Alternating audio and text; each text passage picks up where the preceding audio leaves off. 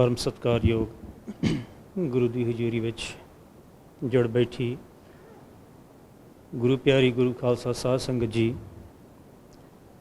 आओ गुरु साहब की फतेह बुलाइए। वाहिगुरू जी का खालसा वाहिगुरू जी की फतेह।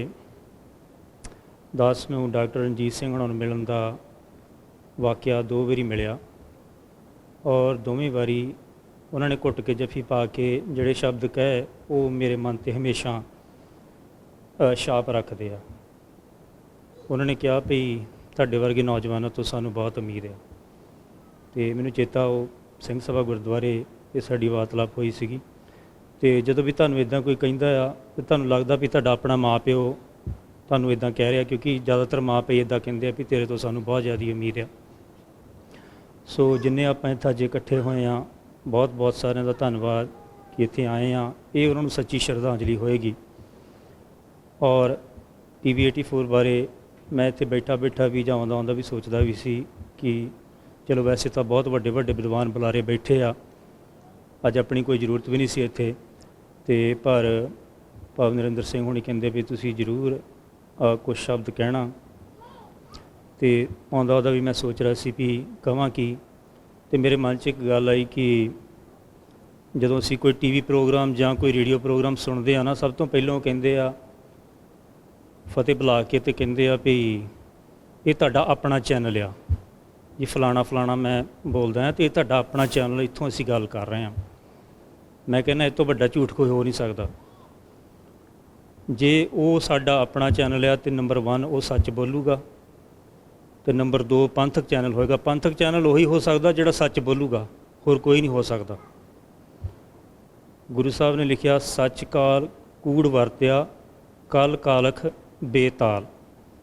इसदा मतलब है कि सच जो है वह काल पै गया आ और इस करके झूठ अवेलेबल है, इस करके बहुत ज़्यादा बिकदा। इत्थे करके जिथे कोई झूठ बिकदा होएगा ना तो उत्थे पूरा हॉल भरिया होऊगा, सच का काल पिया होया है।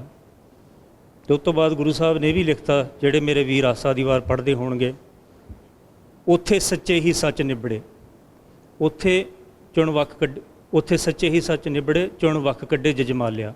वो सच वाले ने एक पासे कर लेना, दूसरे पासिਆਂ ਨੂੰ दूसरे पासे कर लेना। सो इस चैनल ਨੂੰ ਤੁਸੀਂ ਵੱਧ ਤੋਂ ਵੱਧ सपोर्ट करो। महाराज ने आनंद ਸਾਹਿਬ ਵਿੱਚ ਇਹ ਵੀ लिखिया कि यह सच सबना का खसम है।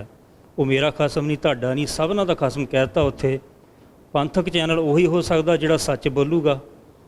तो इस करके मैं कहना भी TV 84 वाले नूं बहुत बहुत बधाई आ कि इनू असी असली पंथक चैनल मानते हैं, क्योंकि ये एक सच दे राह ते चलन वाला चैनल आ। वध तो वध इस TV 84 वाले नूं तुसी फंड दिया करो। बाहरों महीने जे 5 वारी आपां खाने आ तो 2 वारी खा लिया करांगे, पर इत्थे जरूर दिया करो, क्योंकि सच तो बगैर साडा काम नहीं बनना हैगा। एक दिन सच जितूगा, ये मेरी उम्मीद आ। आम श्योर तुसीं सारे भी ये फील करते हैं कि सच एक दिन जरूर जितूगा। वो अज नहीं आ, भावें साडियां गांह पुश्तां विच जितूगा, पर एक दिन जो असीं अज ड्रीम करते हैं वो चलना इत्थों ही आ, सच तो ही चलना है। सो मैं एक दिन भाजी हुणां नाल भी गल करे, मैं 1 मिनट ही होर लैना, वध नहीं लैना। मैं भाजी हुणां नाल भी गल करिया सीगा कि बहुत घट बुलारे हुंदे आ। मेरे वर्गा तो जिहड़ा मर्जी उठ के इत्थे माइक ते चढ़ जांदा, बहुत घट बुलारे हुंदे आ। शायद मैं डॉक्टर रवि सिंह हुणां नाल गल कर रिहा सीगा भी जिन्हां बुलारिਆਂ ਨੂੰ गुरबाणी ਦੀ भी पूरी नॉलेज, स्पीच थैरेपी की भी पूरी नॉलेज और हिस्टरी की भी पूरी नॉलेज, वो बहुत घट बुलारे होंदे आ। मेरे वर्गा जिहड़ा मर्जी इत्थों उठ जांदा आ। ते पर डॉक्टर अमरजीत सिंह हुणी ये 3 चीज़ों में विद्वान आ। तो इस करके शायद ये सच के राह ते तुरदे आ। सो वध तो वध इस चैनल की सपोर्ट करना। भुल चुक दी खिमा। वाहिगुरू जी का खालसा वाहिगुरू जी की फतेह।